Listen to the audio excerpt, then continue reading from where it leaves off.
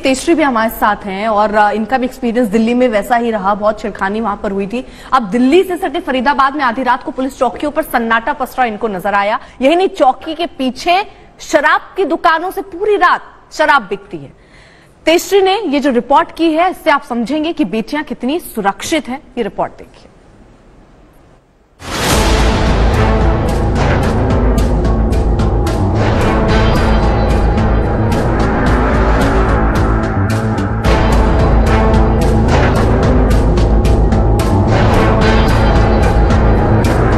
कैसा है दिल्ली से लगते फरीदाबाद में बेटियों की सुरक्षा का हाल, ये जानने और हकीकत को कैमरे में कैद करने के लिए आज तक संवाददाता तेजश्री पुरंदरे आधी रात के बाद फरीदाबाद के लिए निकली।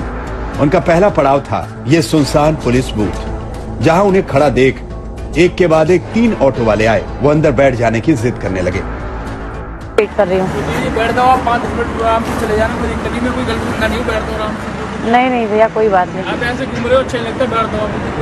नहीं कोई बात नहीं, हम वेट कर लेंगे बाहर। देखती है, बैठ जाओ आराम से, कोई दिक्कत नहीं है, बैठ जाओ, कोई कुछ बोलेगा ठीक है, बैठ जाओ दीदी, कोई दिक्कत नहीं। नहीं, कैब बुक कर दी, आती होगी शायद यहाँ से, इसलिए वेट ही कर रही थी। जाना कितने जाना आपको? नोएडा। दीदी आपकी नोएडा कैब आ जाएगी, तो जाना पर आपके घर दो, ऐसा अच्छे लगता है, फोटो आपको पब्लिक देखती हुई जा रही है।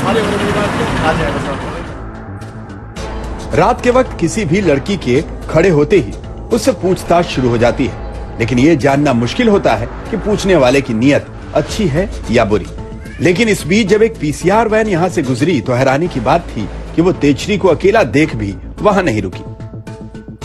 3 ऑटो वाले मेरे राइट हैंड साइड पर इस वक्त मौजूद हैं, जो लिफ्ट के लिए पूछ चुके हैं। जाहिर सी बात है कि हमें अभी लिफ्ट नहीं चाहिए है, मना कर चुके हैं उन्हें। लेकिन सबसे बड़ी बात यह है कि पिछले 12 मिनट से, अब तो 12 मिनट हो चुके हैं, लेकिन पिछले 12 मिनट से यहाँ पर कोई भी पीसीआर वैन हमारे सामने से नहीं गुजरी है और पीछे जो पुलिस बूथ है वो भी पूरी तरह से खाली है। बड़ी बात यह है कि कुछ चंद सेकंड्स पहले जब मैं यहाँ पर इंतजार कर रही थी, लोग मुझसे सवाल कर रहे थे, एक पीसीआर वैन मेरे लेफ्ट हैंड साइड से यानी बाएं हाथ से आई और क्रॉस करते हुए निकल सीधा हाईवे की तरफ गई और उसके बाद कुछ भी उस पीसीआर वैन ने नहीं पूछा ना देखा। यहाँ से हम आगे बढ़े तो कुछ ही दूर पर नीलम चौक आए। वहाँ भी पुलिस की चौकी वीरान थी। उस चौकी के पीछे हमने जो देखा वो भी चौंकाने वाला था। फरीदाबाद की सड़कों पर सुरक्षा के नजरिए से रियलिटी चेक करने के लिए हम यहाँ पर पहुंचे हैं। हमारी मौजूदगी एक पुलिस बूथ के सामने है। 500 मीटर की दूरी पर ये दूसरा पुलिस बूथ हमें नजर आया, जो पूरी तरह से बंद है। सीसीटीवी तो यहाँ पर लगे हुए हैं, चालू है या नहीं इसका अंदाजा हमें नहीं है, लेकिन इस पुलिस बूथ को देखकर यही नजर आता है कि पुलिस बूथ की व्यवस्था एक मरणासन अवस्था में जा चुकी है।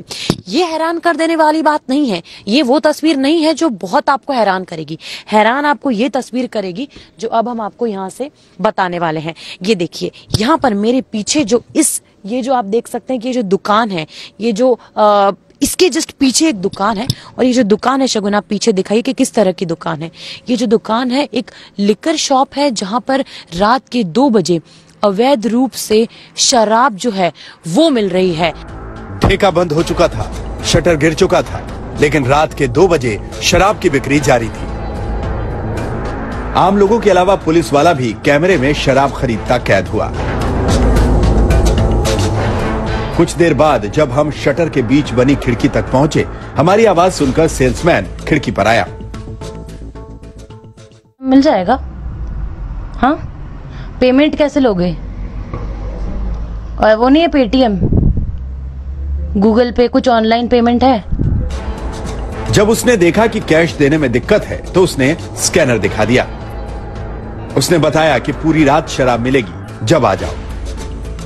जब बंद कैमरे के बीच हमने पुलिस वालों से शराब की इस अवैध बिक्री के बारे में बात की तो सुनिए उसका क्या कहना था। कहते हैं जो मानते भी नहीं है वो करते, लेकिन वो बंद हो जाता है। जैसे जाती मूवमेंट में गाड़ी में थोड़ा बहुत तो बंद कराते हैं, चोरी छुपे तो ऐसा कोई चीज नहीं है कि जो आटे में नमक समाएगा, इतना कोई आदमी इधर से आए यदि घर वाले को दे दिया तो वो चुपके चोरी चुपके करते हैं। ग्राउंड तो है, लेकिन खोल के ना करे, डायरेक्टली खोल के तो नहीं करते। वो जो हम देखते हैं कि चोरी छुपे जो करते हैं वही रहता है। यहाँ से हम आगे बढ़े तो फरीदाबाद के सेक्टर 19 पहुंचे, जहाँ का एक इलाका पूरी तरह अंधेरे में डूबा हुआ था। फरीदाबाद के सेक्टर 19 में मेरी इस वक्त मौजूदगी है और वक्त हो चुका है 2:40 का। यहाँ पर हम आपको बताएंगे कि सेक्टर 19 में किस तरह से अंधेरे में फरीदाबाद के सेक्टर 19 की सड़कें, गलियां, रास्ते और चौराहे डूबे हुए नजर आते हैं।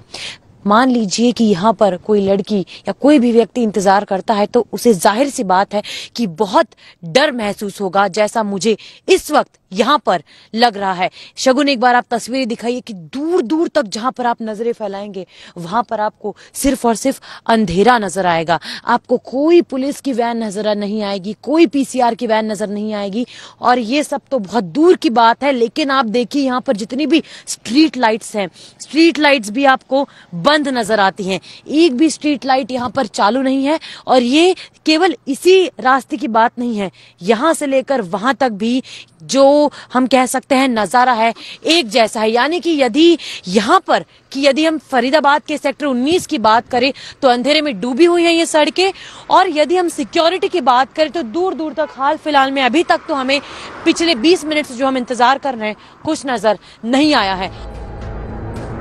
ऐसे अंधेरे जहां अपराध को दावत देते हैं, वहीं फरीदाबाद में चोरी छिपे आधी रात को बिकने वाली शराब न केवल ड्रंकन ड्राइव को बढ़ावा देती है, वहीं बहू बेटियों के खिलाफ अपराध की वजह भी बनती रहती है। फरीदाबाद से शगुन और तेजश्री के साथ आज तक ब्यूरो। तो कोई भी कार्रवाई या ड्यूटी सिर्फ कागजों तक सीमित नहीं होनी चाहिए, उसको धरातल में हकीकत में करना चाहिए। और इसी की पड़ताल के लिए कि क्या ये हो भी रहा है या सिर्फ कागजी बातें, कितनी तैनाती पुलिस की है, इतनी तैनाती पीसीआर वैन की है, क्या वाकई है इतनी स्ट्रीट लाइट जिसका दावा, सीसीटीवी का दावा, वो सब है या नहीं है। इसीलिए हम चप्पे चप्पे पर आज तक की टीम हमारी पहुंची और पूरी रात हमने मेहनत करके वो रिपोर्ट आप तक लेकर आए हैं। तेजश्री, ये जो रिपोर्ट हमने आपकी देखी, यहाँ पर भी कमोबेश वही तस्वीर, यहाँ पर भी स्ट्रीट में लाइट नहीं, शराब धड़ल्ले से बिक रही है, इन्वॉल्वमेंट सभी का, पुलिस वालों की बिना रजामंदी के ऐसे तो नहीं होगा कि वहां पर वो चल रहा हो। आपने इसको लेकर बात भी की पुलिस वालों से? पुलिस वालों से बात करने के लिए अर्पिता वहां पर पुलिस मौजूद होनी चाहिए थी। हम लोगों ने एक लंबा स्ट्रेच कवर किया, 10-12 किलोमीटर हम लोग गए, लेकिन हमें पुलिस वहां पर कहीं नजर नहीं आई। और आप देखिए मेरी रिपोर्ट में 2 सबसे मेजर चीजें थी।